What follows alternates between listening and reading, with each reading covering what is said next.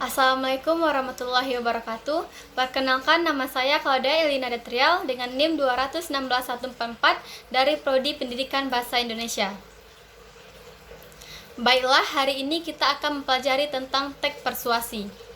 Kalian masih ingat kita pernah membahasnya di materi teks iklan? Bahasa yang digunakan dalam teks iklan yaitu persuasi. Nah, jadi apa itu teks persuasi? Teks persuasi yaitu teks yang bersifat membujuk secara halus supaya pembaca menjadi yakin apa yang kita sampaikan. Teks persuasi, teks yang berisi ajakan atau larangan, dan teks persuasi juga berisi tentang saran.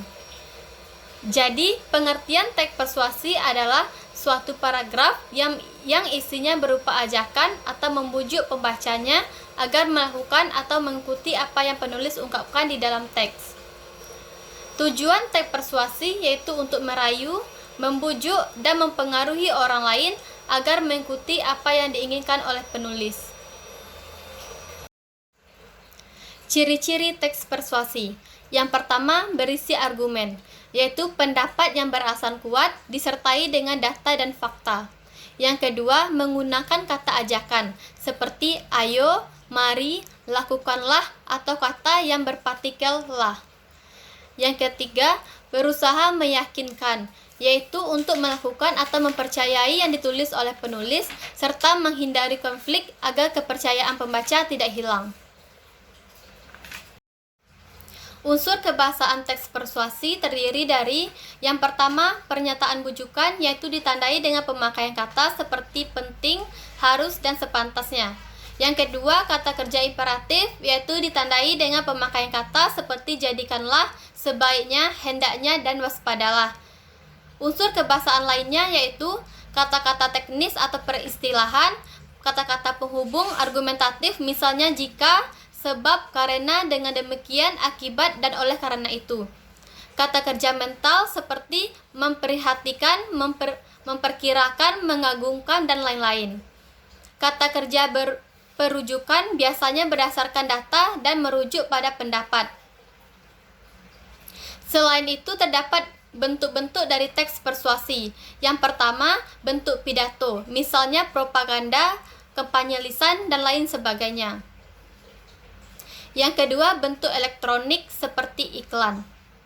Yang ketiga, bentuk tulisan seperti iklan di dalam koran. Jenis-jenis teks persuasi. Yang pertama ada pendidikan, yang kedua ada adversentia, yang ketiga ada politik, yang keempat ada propaganda. Langkah-langkah menyusun teks persuasi. Yang pertama, menentukan topik. Yang kedua, menentukan tujuan. Yang ketiga, membuat kerangka paragraf. Yang keempat, mengumpulkan data. Dan kelima, menyusunkan paragraf. Bagaimana? Apakah kalian sudah paham tentang teks persuasi?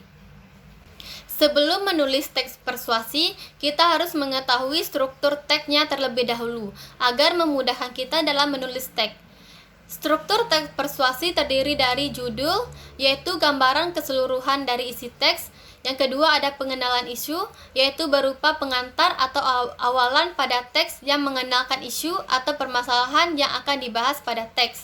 Yang ketiga ada rangkaian argumen, berupa pendapat-pendapat dari penulis mengenai isu yang dikemukakan sebelumnya, yaitu berupa data atau fakta yang mendukung argumen tersebut. Yang keempat ada pernyataan ajakan, yaitu berupa kalimat-kalimat dorongan kepada para pembaca untuk melakukan sesuatu. Yang kelima ada penegasan kembali, yaitu bertujuan untuk memperkuat argumen yang kita sampaikan. Untuk lebih jelasnya, silahkan lihat contoh berikut ini. Baiklah, dapat kita lihat pada contoh teks persuasi yang berjudul Pentingnya Sarapan Bagi Kesehatan. Jika kita melihat analisisnya, yang pertama ada fungsi komunikatif teks, yaitu memberikan informasi kepada pembaca tentang betapa pentingnya sarapan pagi karena demi untuk kesehatan dan untuk mengajak dan memujuk pembaca agar mengikuti apa yang dijelaskan dalam teks tersebut. Untuk selalu sarapan pagi yang selama ini sering diabaikan. Yang kedua, lokasi sosial teks. Lokasi sosial teks adalah tempat di mana teks tersebut sering ditemukan. Teks persuasi dapat ditemukan di internet dan media online lainnya. Yang ketiga, ada unsur teks. Konjuksi yang menyatakan tujuan, seperti contohnya pada kata untuk. Yang kedua, konjuksi yang menyatakan penjelas, seperti pada contoh teks tersebut terdapat kata bahwa. Yang ketiga, konjuksi sebab akibat.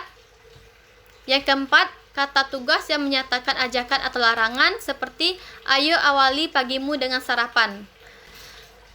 Pada teks tersebut dapat kita lihat bahwa penggunaan partikel lah dan kah pada kalimat hal inilah yang menjadikan radang lambung terjadi.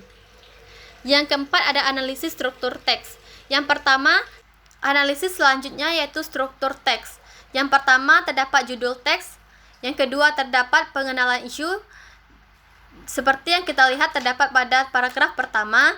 Yang ketiga, terdapat rangkaian argumen, dapat kita lihat pada paragraf kedua. Yang keempat, ada pernyataan ajakan, dapat dilihat pada paragraf ketiga.